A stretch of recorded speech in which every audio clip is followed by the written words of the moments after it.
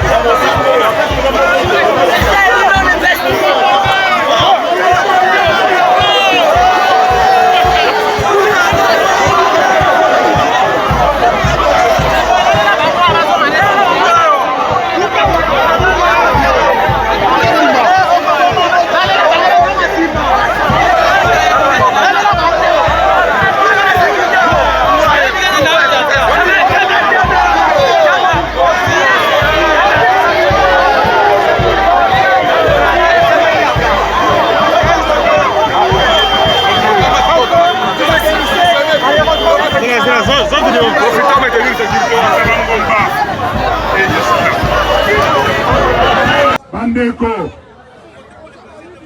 bolobi tango balobi Lissala bolobi o mabulu bolobi Lissala nzela eza te bolobi ba érosion bolobi o nzela ya kokende bilanga oza biloko ye nango ezali te ezali malamu te mai ya courant mai ya malamu ya malonga ezali te courant ya malonga ezali te kelasi ya malonga ezali te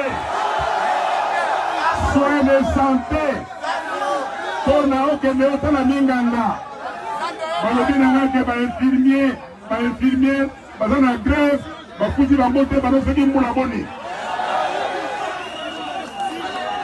mboka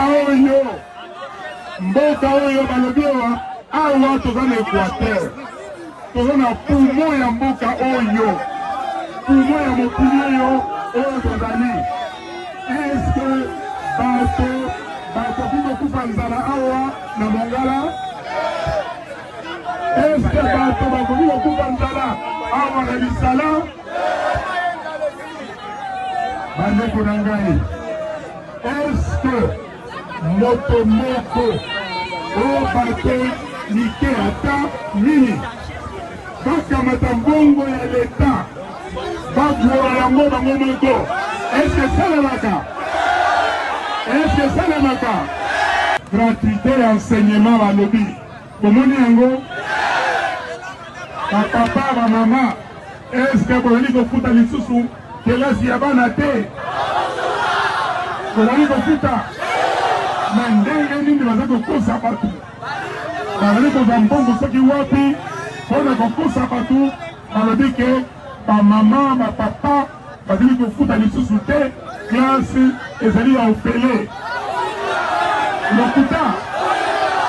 Balobi na ngai bino bolingi ramo, ese bolingi ramo, bolingi yango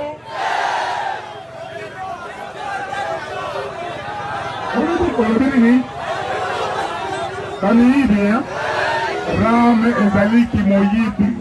Eske bozali koyoka ngai bisangoli matoi na bino zwa karte na yo ya électeur po lobi oyo ekoya ntango vote ekosalema na 2023 okende kovote. Toyokani élection ekosalema mobu nini na mobu nini?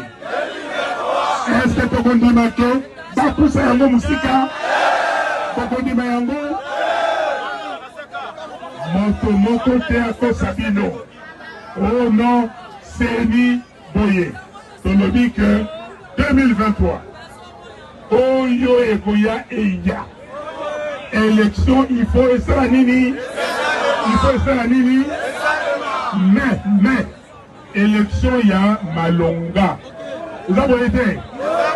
Yango wana bomoni toza kobunda etumba mpona seni ezala malamu. Tokotika etumba wana te ti kadima akende moto bato nyonso batie kuna ya politike. O ndeko ya Kingandi, ndeko ya Songolo, ndeko ya Pakala, bato wana balongwa. Totia bato oyo bakomema biso na baeleksyon ya malamu. Toyokani? Toyokani? Mais boyebi ka baeleksyon wana na kozonga ntango ya kampagne. Toyokani? Na pesi bino elaka na kozonga ntango ya kampagne mpona koyebisa bino bandeko oyo bino bokovote. Congo Politikana.